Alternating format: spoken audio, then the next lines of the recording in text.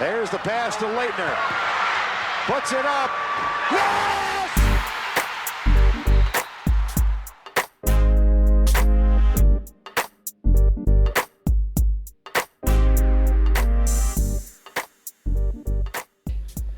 Ladies and gentlemen, welcome back to Chronicles. I'm your host, Max Rego. Right in front of me is Jonathan Levitan, one of our assistant Blues and editors and fellow men's basketball beat. Jonathan, thanks for coming on. Thanks for having me. Yeah, so we're recording here on a Monday afternoon here in the Chronicle office, so let's get right into it. We're 2 days after Duke, if I want to put it lightly, kind of screwed up, blew a 3-point lead in the waning seconds of Saturday night's loss to Miami. Duke had a 74-71 lead with 44 seconds to go after a Paolo Banchero steal and dunk, only to give up two costly baskets, including an and one, an offensive rebound, and not being able to convert on the other end. So they ended up with a 2-point loss to Miami.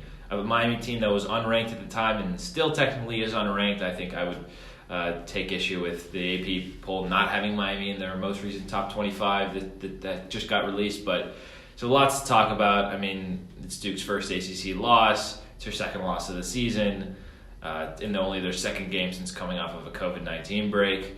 But we got to start with those final few sequences. So, Jonathan, what are your takeaways from those last 44 seconds?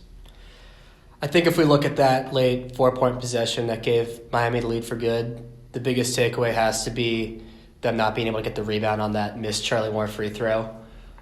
Duke had a really good night on the boards. They had 44 boards. Miami only had 30. But they've struggled to rebound all year long. For as big as they are and as good as they are in the front court, they really don't have any business not rebounding better. And it came back to bite them. And yeah, that rebound was, it was there. It was there for the taking. Paolo got a hand on it. He just couldn't quite corral it. I just think it did come, obviously the story that we have to start off with was those last sequences, but that's a game that Duke turned the ball over 17 times. I think Miami's a really good team. Jim Larinaga is an incredible coach. For what he's done in Miami, that's not like a traditional ACC power, and they, like, every couple of years they seem to have a team that has really good guard play and makes it tough for the Dukes, the North Carolinas, the Virginias, the Florida States. So I do think that this Miami team will be a tournament team. They're going to be like a 7 seed, I would guess. But in short, Duke had their chances. 17 turnovers, really never establishing an inside presence outside of Mark Williams having a great stretch at the beginning of the second half, and then Paolo having a nice stretch kind of late in the second half, which I don't understand why they didn't go to those guys earlier or for longer stretches, because they had a huge advantage. Sam Wardenberg, he's a good, nice stretch 5, but he's not very physical inside, and he's someone that, when you match him up with Mark, he's not a very intimidating defender.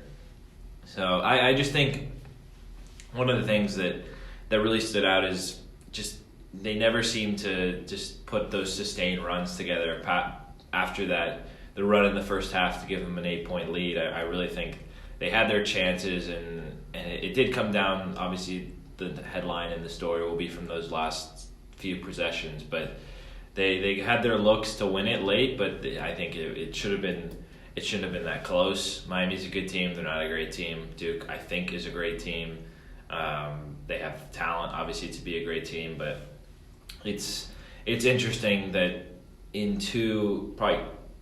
their three closest games have been Ohio State, Gonzaga, and Miami, and they've lost 2 of them. Which I know Kentucky was close, but that wasn't in the last 2 minutes. Close in the last 2 minutes. Duke was up by 10 in the last 2 minutes, ended up winning by 8. So, one of the things I kind of talked about, but I think we need to talk about it, is Paolo, because he had 20 and 7. It just doesn't feel right with the way he's getting involved in the offense, the way he's getting his touches. You want to kind of elaborate on that? Sure. I'll start by saying I think he had a really nice offensive game, and it would have been nice if he was in the offense a little bit more. There were some stretches where he didn't get the ball as much or didn't command the ball as much as I think everybody would have liked.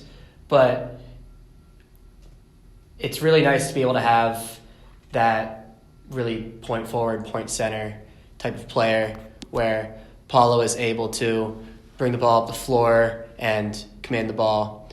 But I understand what you're getting at when you're saying that you wish you would just command the ball a little bit more. Am I right there? Well, I'm not really saying he should command the ball more. I think they need to get it to him in different spots. I think they're trying to isolate him on the perimeter, and yeah, he can take guys off the dribble, but he's 6'10", 250 pounds. You can get it to him in the low block, and he still has like the footwork and the strength to finish over guys in the low post. So like they were when Waterberg was being matched up with him, he was fronting him a lot of the time. So Paolo, I guess there's not much he can do there, and if he wants to risk picking up an offensive foul, but they have to maybe screen for him more to get him into the post with single coverage and not being fronted. They have to maybe think more minutes for him at the 5, I think, because putting him in the post and surrounding him with maybe 4 shooters is worked out in the past. It worked out a lot against, I remember the Citadel game that we covered. It worked a little bit in other games earlier in the season. They didn't try it against Kentucky from what I remember, but yeah, it doesn't seem like he had 20 and 7. He's averaging 17, 7.5 rebounds and 2.3 assists, shooting almost 50 from the field and 34 from 3. He has all the numbers. He has all the physical tools. I just feel like he could be playing. I think his output could be a little higher. I think he could be a 20-9 player. And I don't think that's all on him. I think he has to be I think they have to use him in some slightly different ways, because since they came back from their COVID pause, the offense has been looked a little stale. The ball's been moving as fast, and they haven't. They're averaging just over 70 points a game in those two since they returned. So they're looking for a little more than that. So yeah, I just think he needs to. They need to take advantage of his physical skill set more, because there were points like that, late game stretch that he had. I mean, that's as impressive as a stretch as he's had all season. He looked dominant. Yeah. He looked. I mean, I think I kind of was thinking of how I've always thought of who I can compare him to, and he's so hard to put into a box. Is he a bigger Carmelo Anthony? Is he he's not obviously as good of a scorer, but he's got a similar-ish height, build, and handle to Kevin Durant, Anthony Davis. It's hard to put him into a box, but when I think about it, his game is so unique that you have to use him in more unique ways. You can't just have him stand out on the perimeter and let's just try and take guys off the dribble. You got to get him on the elbow, which I know that's a play they love. Just isolating him on the left elbow, but get it to him more in the post. So, yeah, anything else on Paolo? Yeah, I agree with that. I think it's tough. You said he's a unique talent, and we've seen how good he is offensively when he gets to play at the 5. And there's definitely a little bit of an advantage for him there when he's able to get the ball in the post. We've seen the last 2 games, even when he's not at his best offensively, he's able to muscle through, get to the free throw line, get these layups against defenders who can't really match him physically. And with a guy as special as him, who has his size but also has his range, he knocked down 2 beautiful triples against Miami the other night. You want to be able to get a mix for him, but you're right. It has to start down low. If he's going to be the best he can be and Duke's going to be the best they can be, he needs to get the ball in the paint. And he was a threat, and he got the job done down low. It's a shame that it didn't result in a win, but I really liked what he brought offensively against Miami. I think he clearly carried the offense. It was a balanced scoring effort, and he was really the only guy to burst out for anything bigger than that.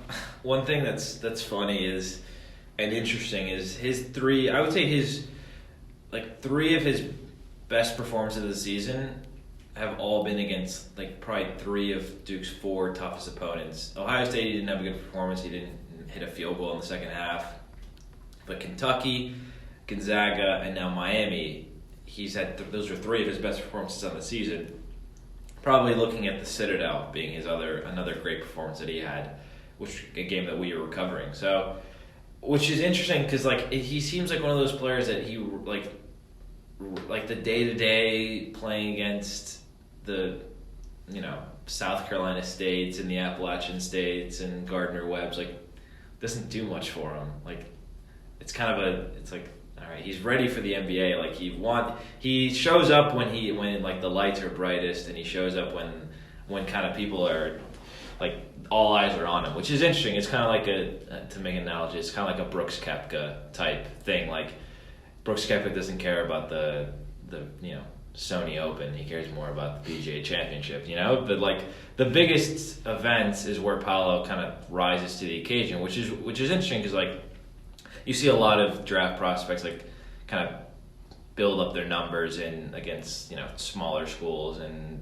sometimes it can be a little misleading, but it seems like his better performances are against the top level of competition, which makes me encouraged for when Duke is going to have big games in the tournament and in the ACC tournament as well, but makes me a little worried for their sake because I mean they're not going to have a lot of big regular season matchups besides outside North Carolina.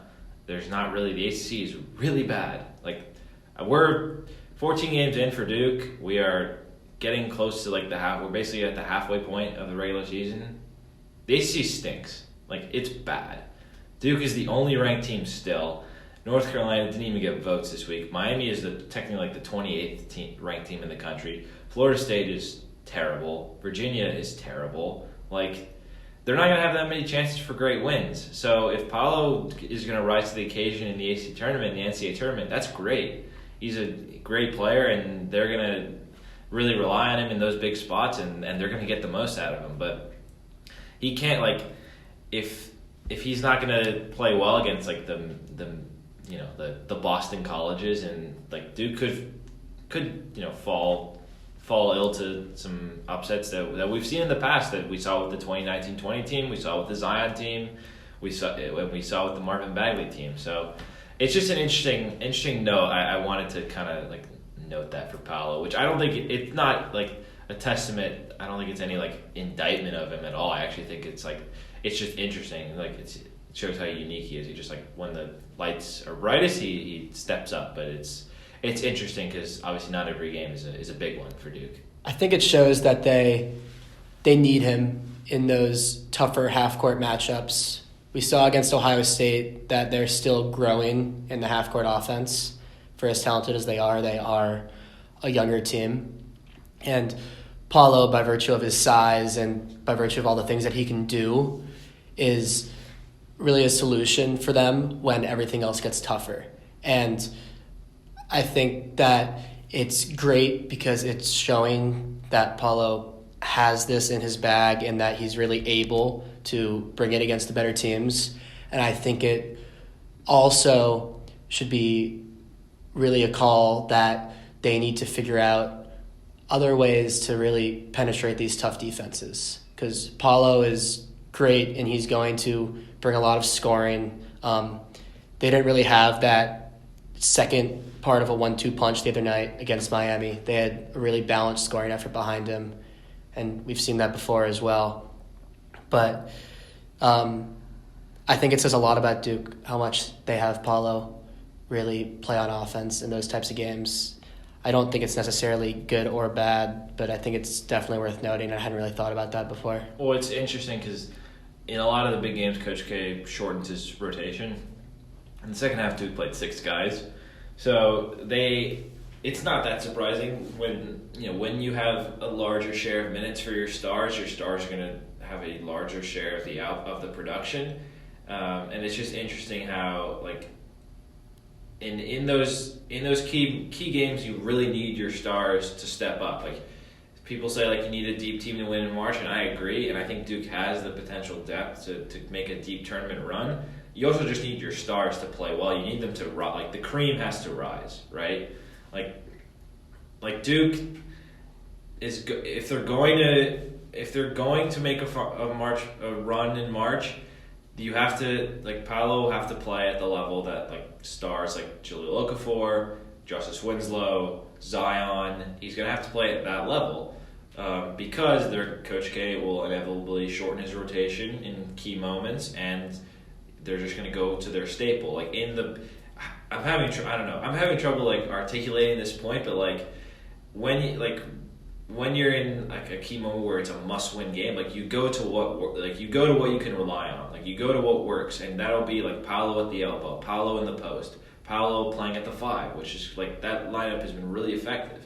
So, and he's just going to have to step up, and he's going to have to take advantage of that like higher volume of chances. So I know we're kind of getting into the weeds on Paolo, but he's the story from this team from a roster perspective.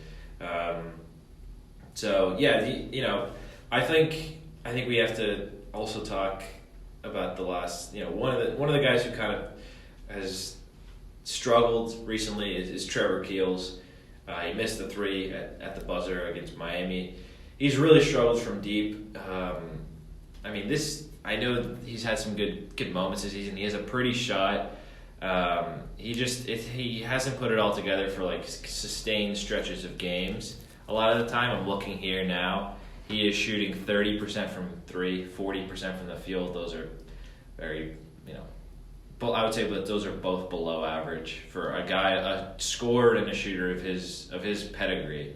So what are your kind of thoughts on him? I think that after the season debut against Kentucky, I remember I came on and talked to you with you, and we talked about Keels' big performance, talked about what his role was going to be on the team this year. And I think I may have sort of had that role not really quite figured out yet, because he hasn't really been the offensive centerpiece that we thought he would be after that initial outburst. I think that his role is a lot more on the defensive side of the ball, and he's done a really good job over there. He is a lot quicker than he looks with his size and his frame, and he's really tough, and he's meant a lot to them on that side of the ball. And Coach K has talked about the fact that if they're going to be the team they need to be, they need to have a great defense, and a lot of that starts with Trevor. But the bottom line is that they are going to need more offensively than they got from him in this game. He shot 2 of 11 from the field. He's really talented. When that rotation shrinks and they need reliable guard play, he has to be able to offer it. I'll say that he, as a ball handler, he was really good against Miami. He had 0 turnovers in a turnover-plagued game. But in terms of scoring, I agree. He probably has to offer a little bit more down the stretch.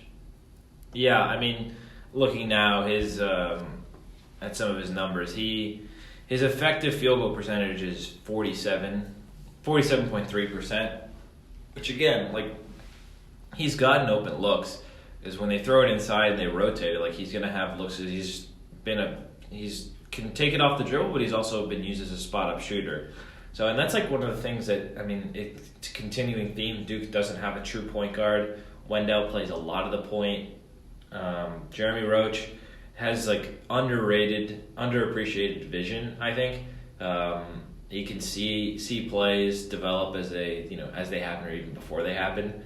But I just, it's weird seeing Keels struggle like this from deep. He had a lot of open looks against Miami, and he's like, it comes off, and I think a lot of his 3-city shoots look pretty good, but it's just not matching up for him, and he, like, with the looks that he's getting, the percentages are just not matching up. I don't know if that's maybe more they should play him alongside different guys. Maybe they need to play him more alongside like a guy like Joey Baker. I don't know how much they've really played together. They've played a decent amount on the court, I'm sure, but just like more floor spacers, maybe him with Griffin more on the court. It seems like there are some points when they bring Griffin in and take out Mark, they'll take the guy that'll be off the floor, or keep Mark on the floor. The guy they'll take out is Keels. So maybe Griffin and Keels, more floor spacers, give Keels more room to drive, because I mean Miami was just packing the paint late in the game. Like that drive that Keels had, it was an aggressive take, but just not he had no chance to really get a good look.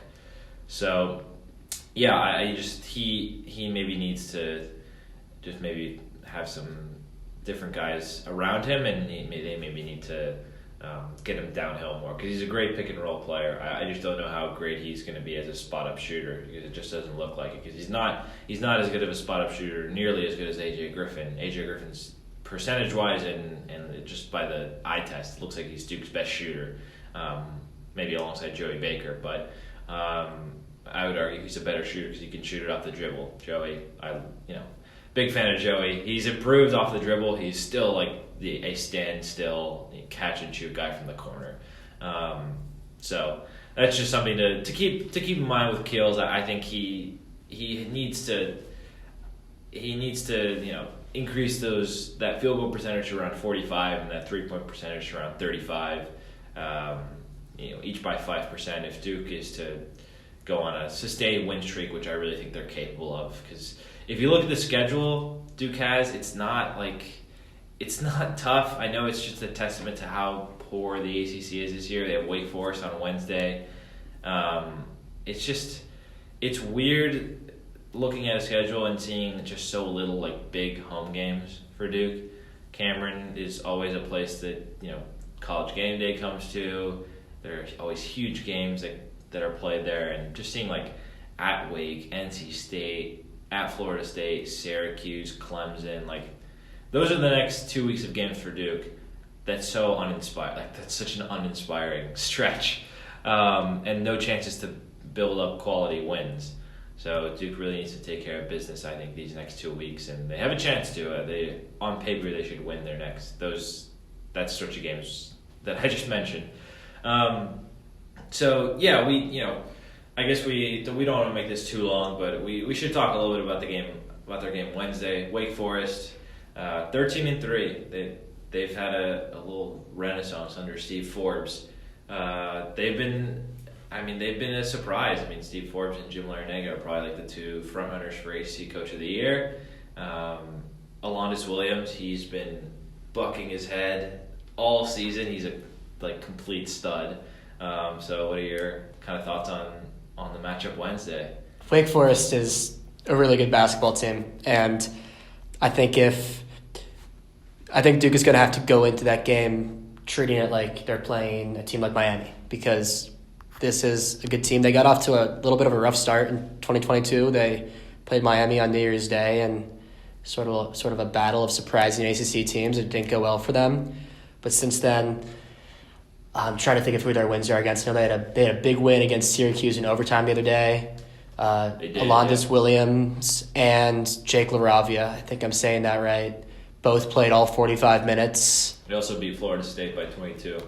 Yeah, that's the other one. Florida State, again, I think I said they stink, but yeah, but they're still an impressive team talent-wise. So I think Wake Forest is a team that mainly offensively, but they do a lot of really good things on the defensive side of the ball. They're going to give Duke all they can handle, and it's really only Duke's second true road game of the year. Second, yeah. Yeah, after Ohio State. It won't be as intimidating a venue as the Schottenstein Center was, but it will definitely. I mean, that's an in-state battle. Like Wake's been yearning. Their students and their fans have been yearning for years to have finally a decent basketball team. They had one good year with John Collins, but they're usually a good program, and they just haven't. Has not been the case recently. So they were. I mean, I was at the game last year in Winston-Salem, and that last year's Duke team, we don't need to relitigate them, but they had just lost Jalen Johnson, and they beat Wake by 24, I believe. So they've turned it around, and they will be a tough matchup for Duke. If they, I'm sure they watched the film from Miami. Miami ran a kill Duke on the back door. I think Paolo had a great quote on it. How he said Miami had really good shooters, but they didn't want to overhelp, and they wanted to hedge it and recover back to the shooters because they didn't want to be killed from deep. But they just kind of got beat off the dribble because they want to get back up to the shooters, and it looks like Miami's gonna kick it out, and they just flash flash baseline or flash from the wing, and they got a ton of uncontested layups because Miami did a great job spreading the floor and dragging Mark and Paolo and Theo John at times out of the paint. So it'll be a tough matchup. I really think Wake is one of those teams they're similar to Miami, and like before the Duke game, I had no idea how good Miami was. Like I thought they were fun. I thought they were pretty good. Wasn't sure if they were even tournament caliber because they hadn't really beaten anyone really. So yeah. And similar for Wake. I mean, like it seems like there are teams out there like I'm looking now, like before they lost to Baylor, Iowa State was like one of those teams where they were top 15, but no one had any idea like how good are they. Well, they're pretty good. They beat Texas Tech. They lost to Oklahoma, but Oklahoma's a pretty good team. So it's a weird year in college basketball where there's a lot of teams that are had easy stretches to start the season, building up a lot of wins, building up this resume that looks decent on paper, but you just don't know. They don't have much NBA talent that you're unsure how good they are. And I think Wake kind of fits into that category. But I do think it'll be a tough game. I think Duke, if I had to guess, I think Duke probably wins by like 7.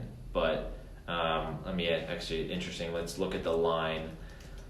So wonder if there is one yet. I'm sure there is. I mean, it's Monday before the game. No, that's the football line.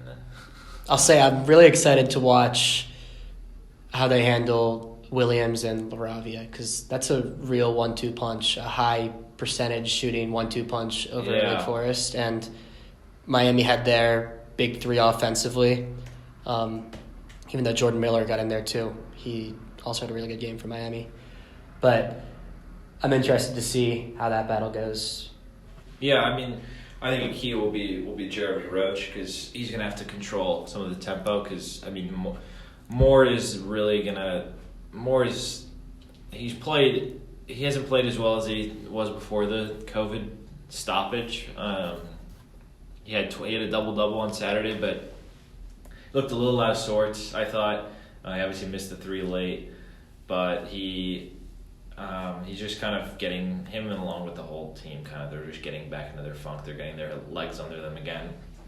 So I think Roach and Moore are going to be key because Wake is going to want to. They have guys who are willing to get out and run, and Roach and Moore and Wendell Moore, they're going to have to keep up and control the pace themselves. So yeah, I mean, do you have a score prediction or anything like that? I'm pretty confident in Duke's ability to put up a lot of points. I'll go with something like 80-65. I'm confident in the matchup. Yeah. Wow. Okay. I mean, so ESPN's matchup predictor, which I have, they're wrong a lot of the time, but they have Duke at a 65% chance to win, just over a 65% chance to win. That feels about right. 65-70%. So I would say Duke 79, Wake 70, something like that. It's probably more reasonable. In like the 7 to 11 point margin, free throws would play a big factor in that. I think ultimately Duke has just Miami was a wake up call of where they need to get back to where they were before the COVID pause. I think they, obviously Paolo, we talked about him, get him involved more often, and Wendell, Jeremy, Keels, just fill their roles and get back to where they were. Because Wendell was playing so well before. He was a National Player of the Year candidate. Keels has shown a lot of flashes, especially from outside. He's got a very pretty shot. And Roach hasn't, he hasn't played poorly. I don't think he played poorly against Miami. But I think he maybe needs to take on more of a point guard role when Wendell is off the floor. So, we're getting ready to wrap. So we will be live from. I'll be in Winston-Salem, going to make the drive over for that game. So we'll have all the coverage from there, and we're excited to cover it. It's ACC play, so it's always a fun one. So Jonathan, thanks for joining. Thanks again. All right, thanks everyone for joining.